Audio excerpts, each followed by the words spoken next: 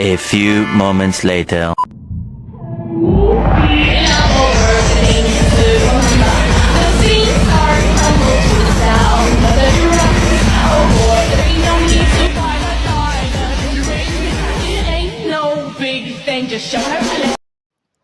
Assalamualaikum warahmatullahi wabarakatuh. Perkenalkan, saya pemateri dari kelompok 8 akan menyampaikan materi pada saat ini, yaitu Balance Scorecard. Balance Scorecard adalah salah satu alat manajemen untuk membantu dalam mengimplementasikan strategi bisnisnya dengan mempertimbangkan 4 perspektif yang saling berhubungan untuk mencapai tujuan yang diinginkan, dicapai oleh suatu perusahaan dalam jangka panjang, yang kemudian diukur dan dimonitor secara berkelanjutan. A. Karakteristik umum Balance Scorecard. 1. Komprehensif. Karakteristik ini bisa memperluas perspektif yang ada di pengukuran kinerja. Pasalnya, informasi tentang data keuangan perusahaan akan membuat perusahaan memiliki persiapan berbagai rintangan dan risiko bisnis. Yang kedua, koheren. Karakteristik yang kedua yaitu koheren, di mana perusahaan harus menghubungkan setiap perspektif untuk membangun relasi. Selain itu, setiap sasaran yang sudah ditetapkan dalam perspektif yang bukan data keuangan, maka hal tersebut harus memiliki hubungan yang sistematis dengan data keuangan. 3. Seimbang. Strategi ini memiliki karakteristik yang seimbang. Pasalnya, proses keseimbangan antara perspektif dalam Balance Scorecard yang dihasilkan oleh sistem perencanaan strategislah yang bisa menghasilkan kinerja data keuangan, di mana hasilnya bersifat jangka panjang. 4. Terukur.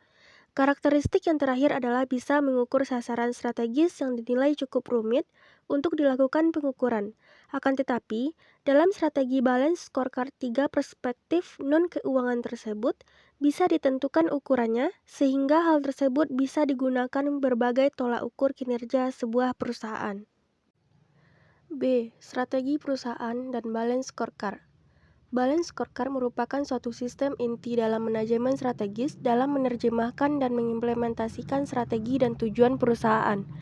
Dalam manajemen strategis, Balance Scorecard memiliki peranan dalam menciptakan dan memilih strategi, menerapkan, serta mengevaluasi kinerja.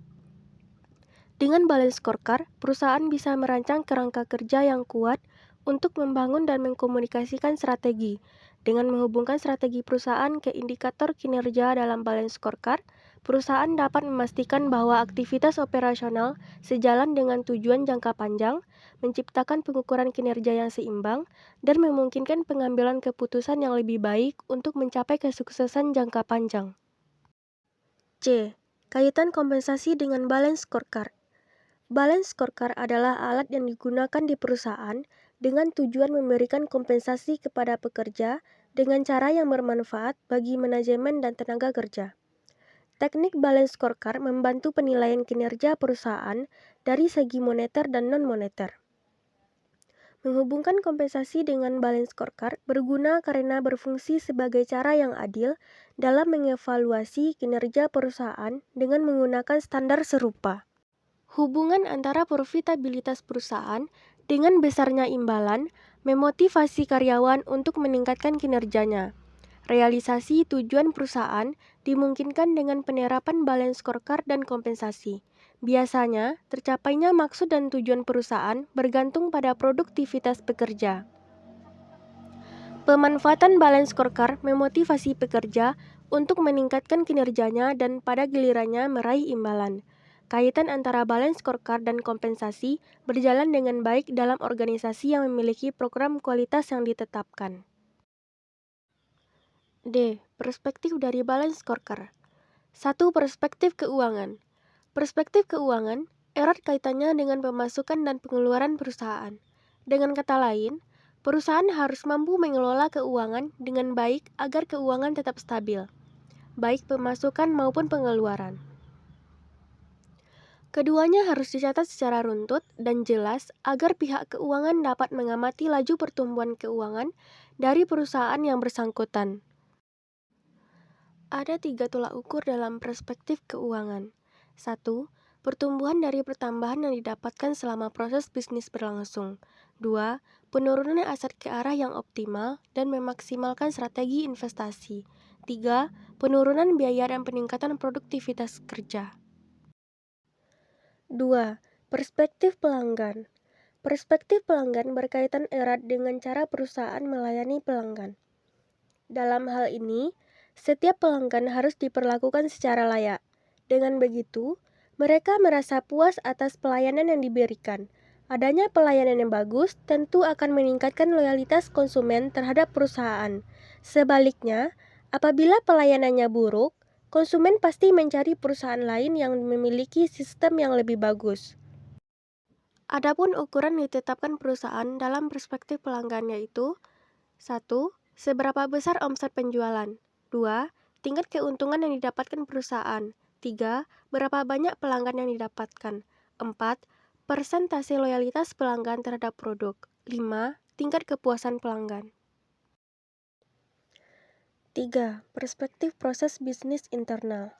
Dalam perspektif proses bisnis internal, perusahaan menilai seberapa besar ukuran dan sinergi dari setiap unit kerja. Untuk mengukur poin ini, pemimpin perusahaan harus rutin mengamati bagaimana kondisi internal dalam perusahaan. Kemampuan dan keahlian yang dimiliki setiap karyawan akan menghasilkan proses bisnis internal yang bagus. Selain bertambahnya jumlah konsumen, omset dan keuntungan yang didapat perusahaan juga akan bertambah. Ada 3 yang perlu diperhatikan dalam perspektif proses bisnis internal. 1.